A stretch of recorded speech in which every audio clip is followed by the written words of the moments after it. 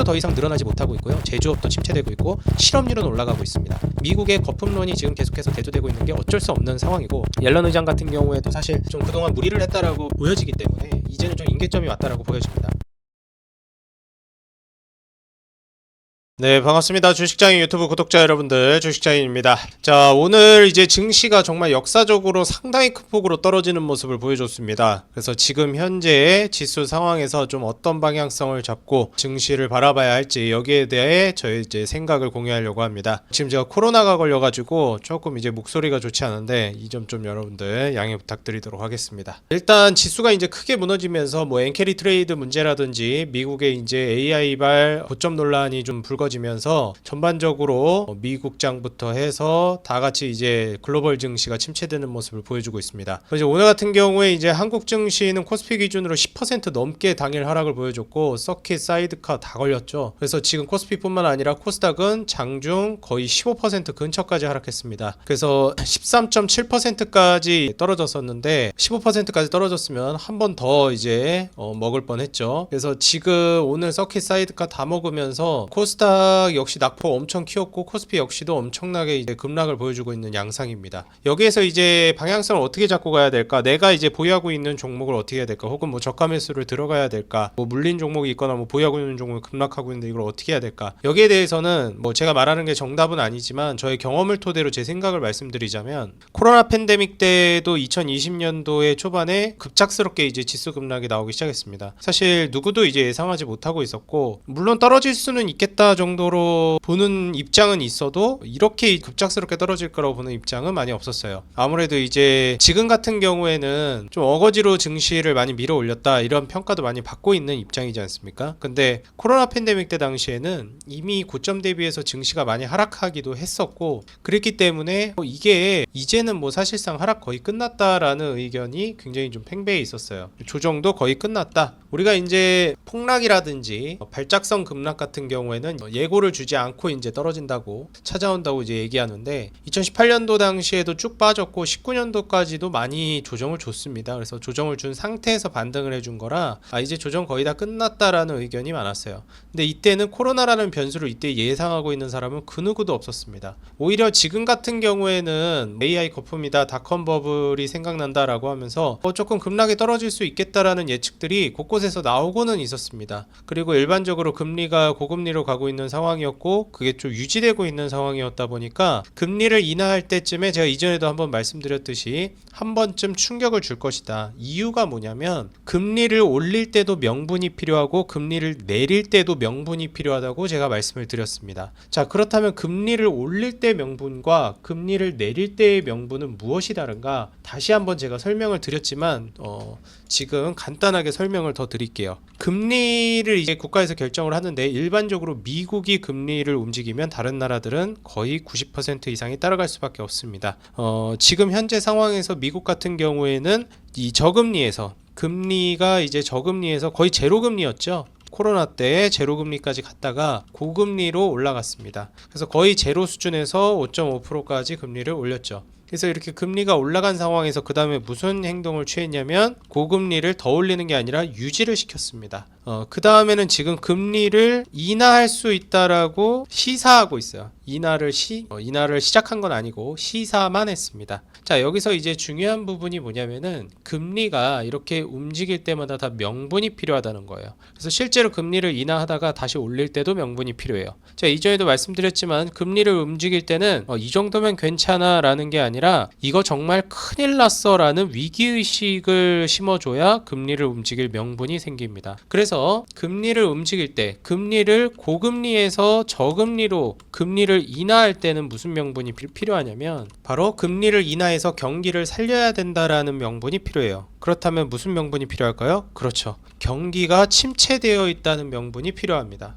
흔히들 이제 물가를 들어가지고 핑계를 연준이 여태 많이 했죠. 그것도 뭐 틀린 말은 아닙니다. 근데 이제 중요한 건, 그거는 금리를 인하할 명분이 되지 못해요. 금리를 더 올리지 않는다의 명분은 될 수 있어요. 금리를 동결하는 명분은 될 수 있는데, 물가가 안정되지 못했다라는 거, 물가 문제를 핑계를 댄다는 거, 물가가 이제는 낮아졌으니까 물가가 금리 내려도 된다, 이렇게 이제 얘기하는 분들이 많았고, 연준도 뭐 물가 핑계 대면서 금리를 계속 안 내렸습니다. 하지만 핵심은 제가 이전에도 말씀드렸듯이 물가가 안정돼서 이 정도면 물가 괜찮아가 아니라 경기가 큰일 났으니까 물가고 뭐고 간에 일단 경기 살려야 돼 라는 그런 큰일 났어라는 명분이 들어가야 금리를 인하할 수 있습니다. 그렇기 때문에 금리를 인하하는 초입에는 경기 침체라는 굉장히 아주 구실 좋은 명분을 시장에다가 심어줄 수 있어요. 경기 침체라는 건 말 그대로 우리 호주머니 사정이 안 좋아지고 다 같이 못 먹고 못 살아진다는 뜻이죠. 그렇기 때문에 경기가 안 좋아지는데 증시가 좋아질 리가 없다. 그렇기 때문에 이 경기 침체 다들 힘들다 얘기를 하면서 증시를 무너뜨릴 가능성이 있다고 말씀을 드렸습니다. 저는 그 시기가 지금 찾아왔다라고 보고 있어요. 그래서 이 경기 침체가 사실 안 올 수도 있기 때문에 주식은 항상 하고 있어야 된다라고 제가 말씀을 드렸습니다. 왜냐하면 경기 침체가 이렇게 명분을 통해서 금리나 명분을 통해서 하면 되는데 제가 이전에도 똑같이 얘기를 한번 드렸었죠. 그게 그렇게 되면 되는데 정말 연준도 그렇고 전 세계가 잘 관리를 해가지고 경기 침체 이런 거를 스무스하게 잘 넘어가서 크게 쇼크가 오지 않는 선에서 금리를 인하해서 다시 유동성이 나오는 쪽으로 진행이 되면 정말 좋겠다. 그럴 수도 있다. 근데 그럴 가능성이 좀 적기는 하다. 이렇게 말씀을 드렸죠. 그래서 주기적으로 찾아오는 증시 급락 그리고 경기 침체를 명분으로 금리를 인하시키는 이때 이 과정을 창조적 파괴라고 보통 얘기한다라고 말씀을 드렸습니다. 그래서 이런 창조적 파괴 과정을 거치면서 거품이 껴있던 산업에 돈을 걷어내고 다시금 새롭게 돈을 빨아들일 만한 재료나 소재 그리고 산업들로 돈이 이동하게 된다. 이렇게 말씀을 드렸습니다. 그래서 지금 현재 금리 인하하는 명분, 경기 침체를 들어서 아마 금리를 인하할 가능성이 굉장히 높아지고 있는 시점이라고 저는 보고 있습니다. 앙드레 코스톨라니가 얘기했듯이 금리 인하가 시작되면 시사하는 게 아닙니다. 최근에 연준이 금리 인하할 수도 있다라고 시사를 했어요. 그러니까 니네 금리 인하할 수도 있으니까 준비해 라고 얘기하는 겁니다. 근데 시장은 준비해라고 하면 이미 금리가 인하된 것처럼 움직여요. 그렇기 때문에 최근 시장도 뭐 계속해서 나쁘지 않았습니다. 왜냐면은 고금리이긴 했지만 금리가 더 올라가지 않을 걸 다들 알고 있었거든요. 시장에서 가장 중요한 건 고금리 이런 것보다도 불확실성을 가장 두려워하는데 그 불확실성이 사라졌기 때문에 고금리가 유지되고 있는 와중에도 증시는 뭐 나쁘지 않은 수준이었습니다. 뭐 미국에서 엄청나게 돈을 푼 것도 한 몫을 했지만요. 그래서 지금 현재 상황에서는 금리 인하 시사에서 실제로 금리 인하로 넘어가는 단계에 와 있다라고 말씀을 드리고 싶어요. 이제 곧 실질적인 금리 인하가 미국에서 시작될 거라고 저는 보고 있습니다. 역시나 그 명분은 뭐라고요? 물가가 아닌 경기 침체입니다. 금리를 인상시키는 명분은 제가 말씀드렸죠. 경기 침체가 아니라 이때는 뭐라고요? 경기가 이 정도면 좋기 때문에 금리를 인상해도 돼가 아니라 물가가 너무 올랐다. 다시 말해서 큰일 났다. 물가 큰일 났다. 이거 잡아야 된다. 난리 났다. 그렇기 때문에 인상 명분이 된 겁니다. 항상 금리를 동결하는 거는 이 정도면 괜찮다가 동결의 명분이 되고요. 근데 피벗, 인하하다가 인상을 하거나 인상하던 걸 인하로 돌아서게 하는 거는 큰일 났다가 명분이 돼야 됩니다. 이걸 꼭 명심하셔야 돼요. 그래서 금리 인하 명분이 큰일 났다. 경기 침체 큰일 났다. 이 명분이 어느 정도 갖추어지고 있는 단계라고 보고 있습니다. 증시가 어느 정도까지 떨어질지는 모르겠지만 아마 뉴스에는 이제 앞으로 경기 침체니 뭐니 실업률이 올라갔다느니 하면서 뉴스에 도배가 되기 시작할 거예요. 그래서 이런 부분들을 여러분들이 고려해 보시면 좋을 것 같다 말씀을 드리고요. 그리고 실질적으로 금리 인하가 곧 시작되면 제가 이전에도 용수철 효과라는 말을 드린 적이 있습니다. 많이 누른 만큼 더 크게 튀어오릅니다. 코로나 팬데믹 때 엄청난 급락을 보여줬는데 그걸 회복하고 그 이상으로 엄청난 상승을 보여줬던 게 그 급락 이후의 장이었어요. 지금 급락이 어디까지 떨어질지는 저 역시도 모르겠습니다. 하지만 중요한 건 지금 떨어지기 전에 고점을 형성했던 그 지수를 넘어서서 훨씬 더 많이 누른 만큼 훨씬 더 강력한 상승을 이제 보여줄 것이라고 저는 예상하고 있습니다. 그래서 물론 그렇게 될지 여부는 지켜봐야 되겠지만 코로나 때도 그랬고 여태 계속 그래왔던 만큼 그리고 역사적으로 항상 급락했던 그 증시 하락은 결국에는 다 회복했다라는 점을 고려해 봤을 때 지금부터 정말 내가 좋은 가격에 좋은 주식, 성장하고 있는 주식을 샀다면 괜찮은 가격에 샀다라는 전제하에 급락에 너무 놀라서 매도하지 말고 비중 조절 정도로 여러분들이 대처하는 게 좋지 않을까 이렇게 예상이 됩니다. 그리고 한 가지 더 말씀드리자면 급등하는 주식은 금세 빨리 떨어질 가능성이 가능성이 있듯이 너무나도 급격하게 떨어지는 지수나 주가는 급격하게 다시 반등할 가능성이 꽤 높습니다. 코로나 팬데믹 때도 그랬고요. 줄줄줄줄줄줄 새는 주가는 줄줄줄줄줄 올라가면서 조금 더 긴 호흡으로 움직일 수 있겠지만 이렇게 빠르게 급락하는 경우에는 사실상 반등 역시도 빠를 가능성이 높습니다. 그래서 지금 현재 상황에서 뭐 패닉이 오시는 분들도 있고 그러실 텐데 저는 너무 패닉에 잠기지 마시고 좀 심하다 싶을 정도면 비중 조절을 하는 스탠스로 유지를 하시되 주식시장에서 계속 머물러 있으시는 게 좋겠다라고 말씀을 드리고 싶습니다. 그리고 무엇보다도 현금 역시도 우수한 종목이라는 건 저 역시도 공감하기 때문에 너무 위험하다 싶은 종목들은 현금을 어느 정도 확보하고 비중 조절 단계에서 여러분들이 유지하시는 게 좋겠다라고 말씀을 드려요. 그래서 지금 보시게 되면 미국 역시도 기준금리가 상당히 오랜 시간 동결되어 있고 한국 역시 그런 상황입니다.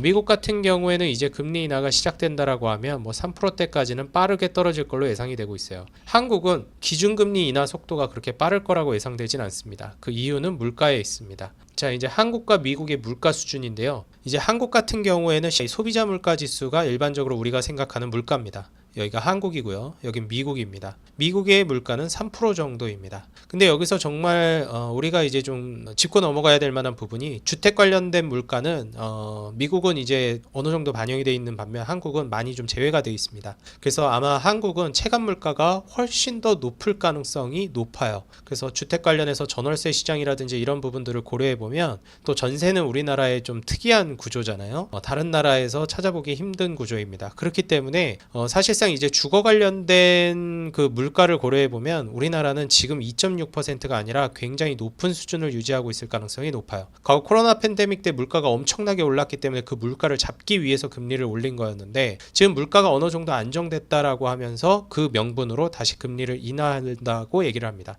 근데 제가 아까도 말씀드렸듯이 그건 인하하는 명분이 되지 못해요. 금리를 올리지 않는 명분은 될 수 있습니다. 자, 한국의 이제 생산자 물가 지수도 2.5% 정도입니다. 근데 이게 조금씩 올라오고 있다라는 게 중요해요. 근데 저는 다시 떨어질 수 있다라고 보는 이유 중에 하나가 최근에 경기 침체를 명분으로 들어서 그리고 더 나아가서도 지금 전쟁 이슈가 중동에서도 나오고 있는데 그럼에도 불구하고 유가가 떨어지고 있는 추세입니다. 지금 70불 아래로도 떨어질 가능성이 있다라고 저는 보여져서 WTIU 기준으로도 두바이유 기준으로도 3대 유가가 모두 저는 하락 추세로 돌아서지 않을까 예상을 하고 있어요. 그렇다는 것은 이 물가는 결국에는 떨어질 가능성이 있다라고 보고 있습니다. 미국 생산자 물가 지수도 최근에 좀 올라오고 있는 모습인데 결국 소비자 물가 지수와 생산자 물가 지수는 어느 정도 서로 영향을 주고받습니다. 그래서 결국에는 물가는 결국에 원자재 가격들 특히 유가의 영향을 또 굉장히 많이 받는 요소 중에 하나라서 유가가 하락하고 경기가 침체되면서 물가는 자연스럽게 잡혀나가는 단계가 될 거라고 보고 있습니다. 물론 중동 전쟁 이슈가 있기는 하지만 그게 이제 유가를 다시 밀어올릴 수도 있지 않을까 하는 의견도 있겠지만 엄청나게 심각해지지 않는 이상